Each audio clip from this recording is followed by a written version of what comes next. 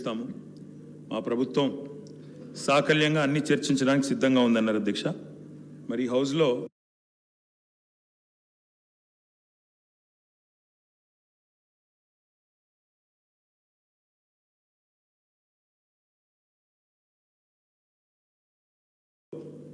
అధికార పక్షం ఇక్కడ ప్రధాన ప్రతిపక్షంగా ఉన్నాం. తప్పకుండా ముగ్గురు నలుగురికి అవకాశం ఇవ్వాలని ముందుగా నేను కోరుతా ఉన్నాను. మా తలసాని శ్రీనివాస్ యాదవ్ గారు రెడీగా ఉన్నారు, పల్లా రాజేశ్వర రెడ్డి గారు రెడీగా ఉన్నారు, ఇంకా చాలా సభ్యులు రెడీగా ఉన్నారు. దయచేసి అవకాశం ఇవ్వాలని నేను కోరుతా ఉన్నాను. అధ్యక్ష, మేము ఆశించింది ఒకటి అధ్యక్ష, నిన్న గవర్నర్ ప్రసంగం నుంచి, కానీ అక్కడ వారు నిన్న విన్నది ఒకటి అధ్యక్ష.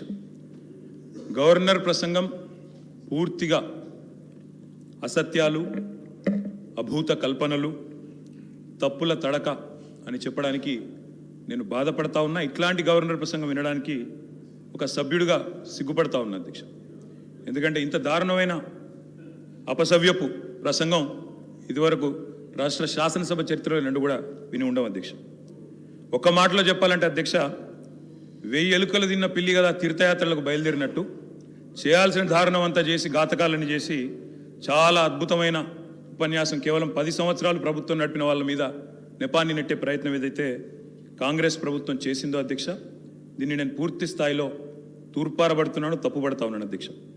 అధ్యక్ష, ఈ దారుణమైన గవర్నర్ గారి ప్రసంగం చూసిన తర్వాత, గవర్నర్ గారి దారుణమైన ప్రసంగం చూసిన తర్వాత, కాంగ్రెస్ పరిపాలనలో రాష్ట్ర భవిష్యత్తు రాబోయే 5 ఏళ్ళు ఎట్లా ఉండబోతుందో చాలా స్పష్టంగా నిన్న పూర్తి స్థాయిలో మాకు అర్థమైంది అధ్యక్ష, రాష్ట్ర ప్రజలకు కూడా అర్థమైందని నేను అనుకుంటా ఉన్నా అధ్యక్ష. అయినప్పటికీ వాస్తవాలు, ప్రధాన ప్రతిపక్షంగా వాస్తవాలు ప్రజల ముందు పెట్టాల్సిన బాధ్యత మా ముందు ఉంది అధ్యక్ష. కాబట్టి తప్పకుండా అవన్నీ కూడా చెప్తాను అధ్యక్ష.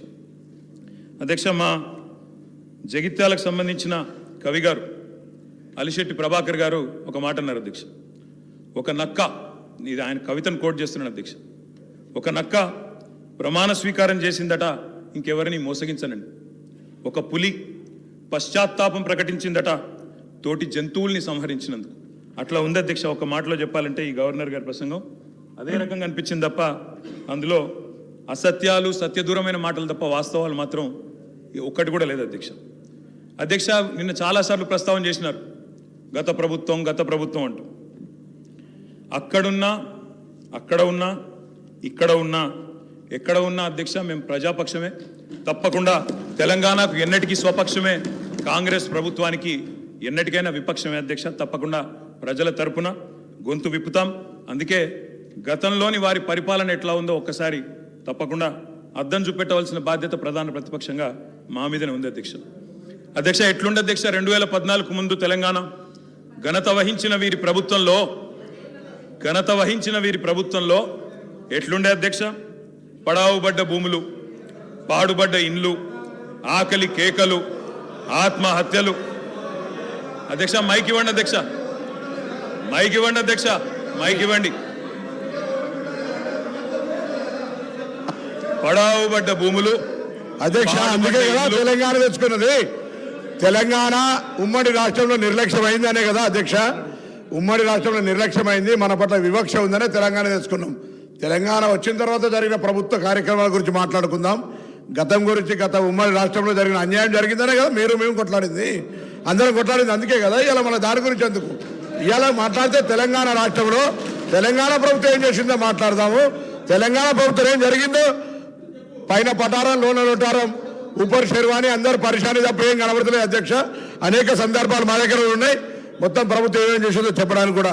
కానీ గౌరవ ప్రతిపక్ష సభ్యులుగా మాట్లాడాలి. కానీ 50 సంవత్సరాల కింది చరిత్ర, మా తాత మీ చాలా నిమ్మకాయలు పెడితే నడవదు సార్. ఇప్పుడు తెలంగాణ వచ్చిన ఇంకేం జరిగింది చెప్పామనండి అధ్యక్ష. అధ్యక్ష, వారు మొదటిసారి ప్రభాకర్ అన్న మొదటిసారి శాసనసభకు వచ్చిండ్రు, మొదటిసారి మంత్రి అయినారు అధ్యక్ష. కాబట్టి కొద్దిగా తొందరపడకండి అధ్యక్ష. చరిత్ర చాలా ఉంది. తప్పకుండా మా తాతలు నేతులు దాగినరు, మా మూతుల వాసన చూడండి అంటే కుదరదు. కేవలం క్రెడిట్ మాత్రమే మేము తీసుకుంటాం.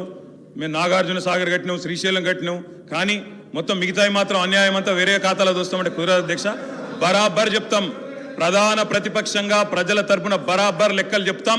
బరాబర్ కాంగ్రెస్ పార్టీ యొక్క ఏమేమి దురాగతాలు ఉన్నాయో అవన్నీ చెప్పవలసిన బాధ్యత మా మీద ఉన్నది.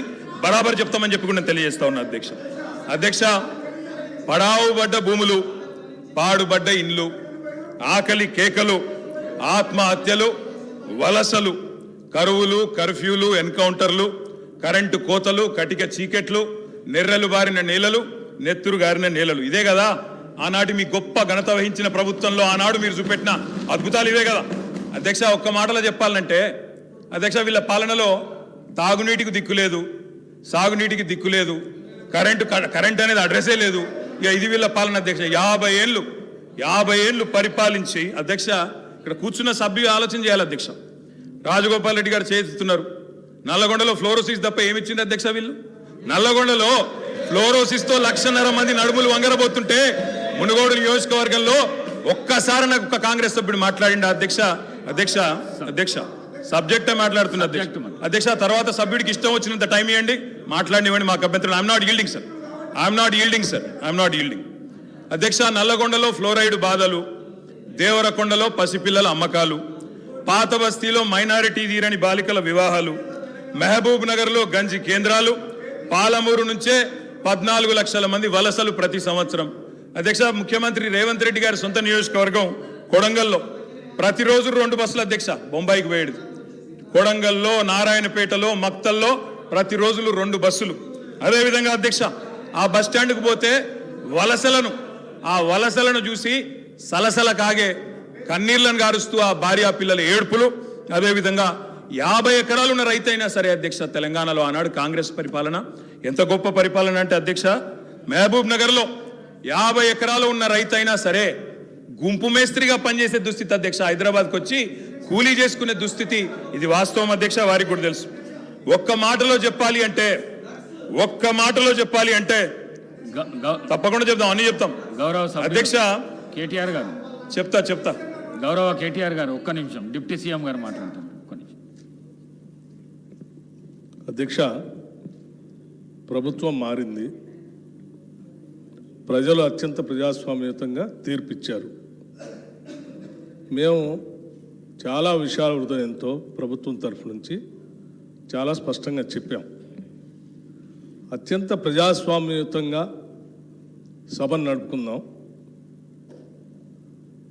ఉన్నటువంటి విషయాలపైన లోతుగా చర్చిద్దాం, నిర్మాణాత్మకమైనటువంటి సూచనలు మీరు ఏమిచ్చినా మేము తీసుకోవడానికి సిద్ధంగా ఉన్నామని చెప్తా ఉన్నాం.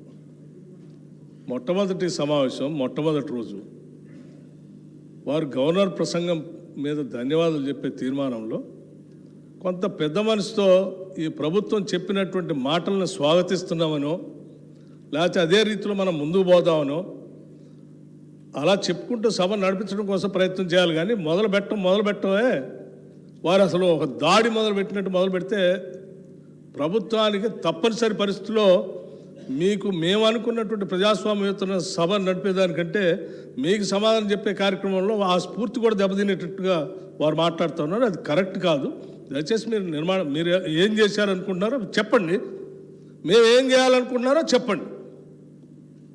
దాని ద్వారా రాష్ట్రానికి ఏమైనా చేద్దామనేటువంటి ఆలోచన ఉండాలి తప్ప మీరున్న టైంలో గంజి సెంటర్లు ఉన్నాయి, మీరున్న టైంలో అసలు నీళ్ళు ఏడలేవండి. ఆర్డబ్ల్యూఎస్ పథకం ద్వారా మొత్తం రాష్ట్రంలో దాదాపు 70 నుంచి 80% నీళ్ళు ఇచ్చారు. మా ఆదిలాబాద్ నుంచి నేను ఖమ్మం వరకు చెప్తాను, నేను ప్రతి ఊరితో సహా లెక్కలతో సహా చెప్తాను. చివరి గోండుగూడెల్లో కూడా మీరు చెప్పినటువంటి ఆర్డబ్ల్యూఎస్ దాదాపు 43,000 కోట్ల రూపాయలతో ఖర్చు పెట్టారు.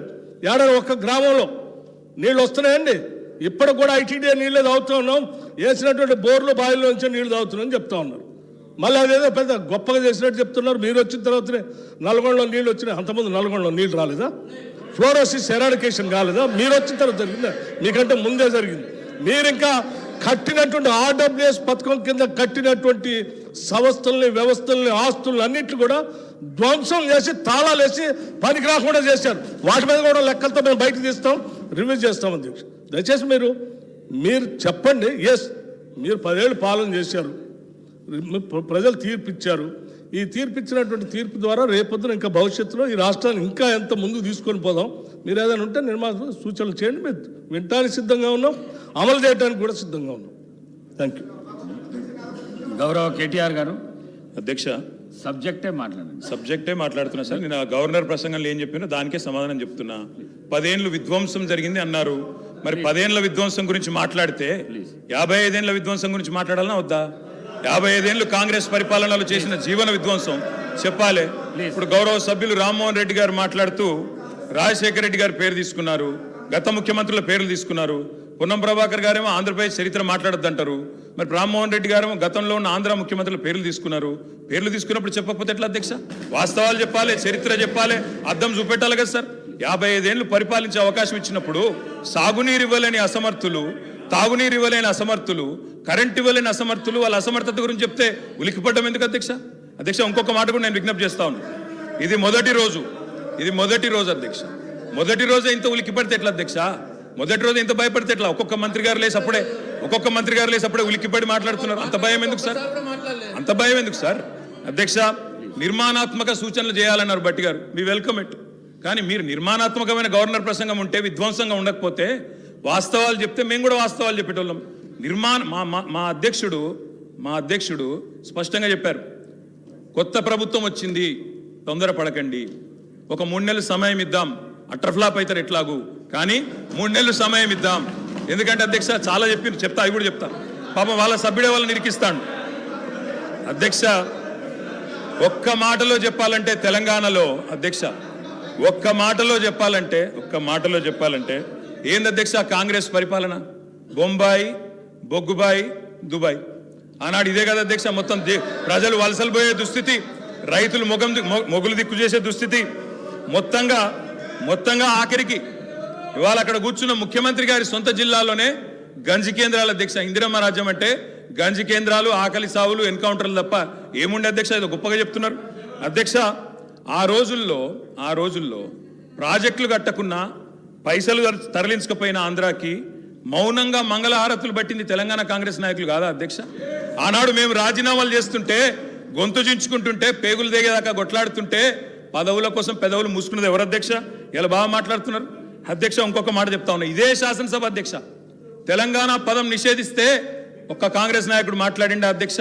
ఇదే శాసనసభలో అధ్యక్ష, అక్కడ కూర్చున్న ముఖ్యమంత్రి కిరణ్ కుమార్ రెడ్డి గారు, మా హరీష్ రావు గారు లేచి మాకు నిధులు ఇవ్వరా అని అడిగితే ఒక్క పైసా ఇయ్యా